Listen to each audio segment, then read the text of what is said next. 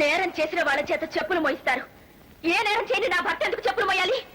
అన్నం లేకపోయినా పస్తులతో చస్తాం కానీ నీలాంటి వాడి మోచేతి కింద నీళ్లు తాగాం. నువ్వు తిని పారేసే ఎంగిలి మెతుకులు కాసుపడి నువ్వు చేసే తప్పులకి తాళం వేస్తూ నీ చుట్టూ తోపాడించుకుంటూ తిరిగే ఈ నీటి వాళ్ళ కుక్కలున్నాయిగా, వీటితో మోయించుకొని చెప్పులు. అప్పుడైనా ఈ కుక్కకి బుద్ధి వస్తుందేమో.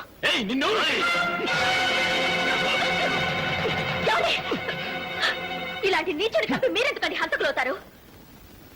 చూసావా నా భర్త విశ్వరూపం? ఒకప్పుడు నన్ను నేను కాపాడుకోవడమే కాక నా భర్తను కూడా కాపాడుకోవాలని గేలి చేశాం. ఈ రోజు నా భర్త నన్ను కాపాడుకున్నాడు. ఇప్పుడు నీ చెప్పులు మోయడానికి సిద్ధపడ్డాడంటే నీకు తల వంచు కాదు, కన్న తల్లిని కట్టుకున్న భార్యని పస్తులుంచకూడదని.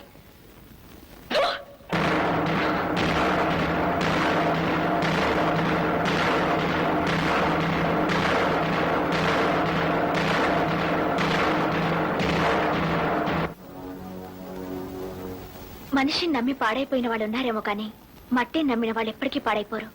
విశ్వాసంతో చెమటోడ్చి కష్టపడే వాళ్ళకి ఈ భూదేవి ఎప్పుడూ అన్యాయం చేయదు.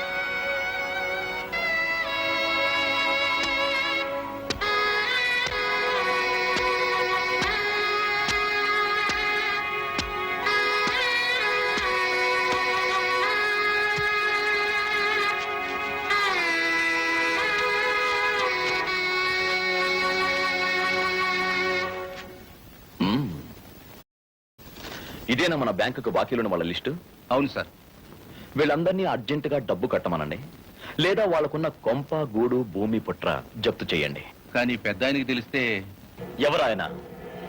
ఇప్పుడిక్కడ చైర్మన్ ని నేను చెప్పినట్టు చేయండి. అలాగే సార్.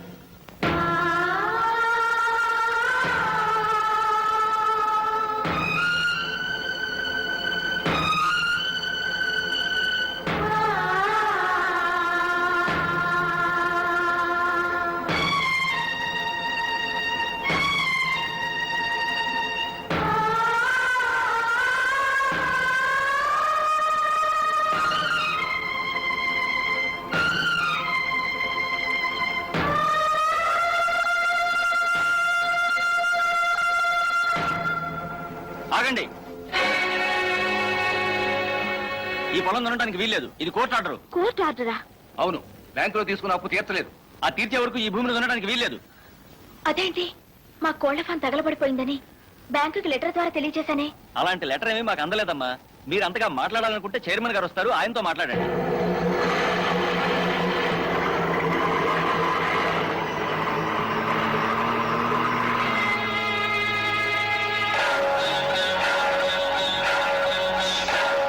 అర్థమైంది, ఇదంతా నీ పనా? అవును, నా పనే. మా నాన్న నాకట్టుకుని లోన్ కొట్టేశావు. కోళ్ల ఫారం కాలిపోయింది కాబట్టి సరిపోయింది. లేకపోతే కోళ్లకు దానాకని మందులకని కొన్ని లక్షలు నొక్కేసేదానివి. నోరుంది కదా అని ఇష్టం వచ్చినట్టు మాట్లాడుకో. నేను అలాంటి దాని కాదు. నువ్వెలాంటి దానివో నాకన్నా ఎవరికి తెలుసు? నువ్వెలాంటి వాడివో, నీతులతో కలిసి ఎలాంటి నీతి లేని పనులు చేయించావో నాకు తెలియదు అనుకుంటున్నావా? మా వారిని పొలం వెళ్ళనివ్వకుండా చేసి మా పొలంలోని పంటంతా పశువులతో తొక్కించాం. ఆ కారణంగా అన్నదమ్ములతో విడిపోయేలా చేశాం. మేం బ్యాంకు లోన్ తీసుకుని కోళ్ల ఫామ్ పెట్టుకుంటే కళ్ళలో నిప్పులు పొత్తుని తగలబెట్టించాం. నీకు చలి వేస్తే చలి మంట వేసుకో, అంతే. మనుషుల గుండె మంటలతో చలి కాచుకోకు. ఏయ్, ఊరికే వాక్కు చూస్తారేమిటయ్యా? భూమి జప్తు చేయండి. జప్తు చేయిస్తావా? జప్తు అంటే ఈ పొలం కూడా మాకు లేకుండా చేస్తావనేగా? సంతోషం, చాలా సంతోషం. ఇన్నాళ్ళు తిండి లేక పస్తులున్నా ఈ నెలలు అమ్ముకోలేదురా. ఎందుకో తెలుసా?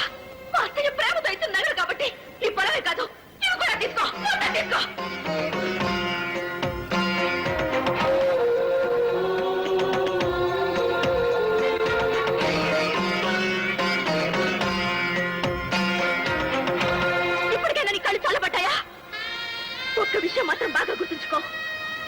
నిన్ను కన్న తల్లి ఆడది, నువ్వు నిలబడ్డ భూమి ఆడది, నువ్వు ఖర్చు పెట్టే డబ్బు లక్ష్మి ఆడది, నీకు చదువునిచ్చిన సరస్వతి ఆడది.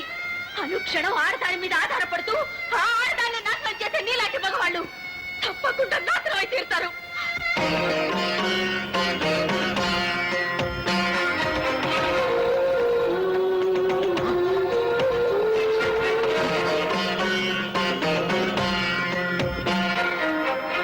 రంగారావు గారు దేవుడితో సమానం. దేవుడు లాంటి మనిషికి ఇలాంటి నీచుడు పడతాడు అనుకోలేదు. ఇంత దుర్మార్గుడని ఇప్పుడే తెలిసింది. మన ప్రాణాలు తీస్తారని బెదిరించాడు కదరా. సత్తే ఒకసారి కదన్నా సచ్చేది. ఒక ఆడపడుచుకి ఇంత అన్యాయం జరుగుతుంటే చూస్తూ ఊరుకోలేం. మీ గంటగా మేమందరం ఉన్నాం.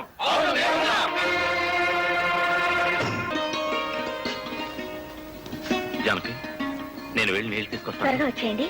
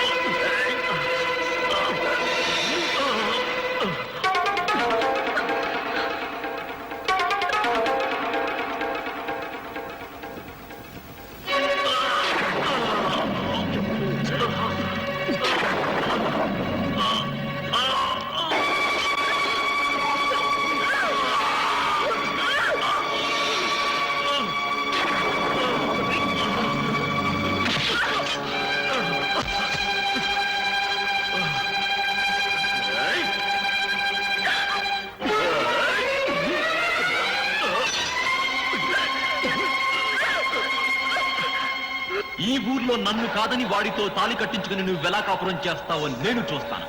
నీ పొగరంతా అణచి నిన్ను నా కాళ్ళ దగ్గరికి వచ్చేలా చేస్తాను. అంతవరకు ఈ కంకణం విప్పను. ఇంత జరిగాక ఈ ఊళ్ళో ఉండకుండా నా భర్తను తీసుకుని దూరంగా ఎక్కడికైనా వెళ్ళిపోవాలనుకున్నాను. ఎక్కడికి వెళ్ళను. ఇక్కడ ఈ ఊళ్ళోనే ఉండి ఎలా బ్రతుకుతానో చూపిస్తాను.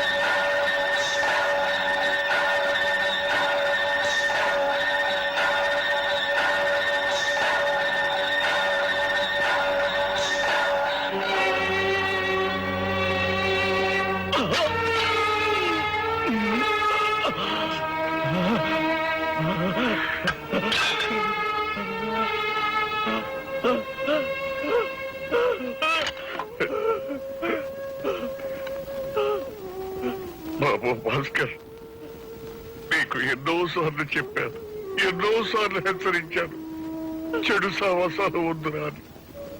ఇప్పుడేం జరిగిందో చూశావు. ఏ తండ్రైనా కొడుకు జన్మనిచ్చేది తన వంశాన్ని నిలుపుతాడని, గౌరవ మర్యాదలు తీసుకొస్తాడనే నమ్మకంతో, చనిపోయిన తర్వాత కొరివి పెట్టి పున్నావ నరకం నుండి దాటిస్తాడనే ఆశతో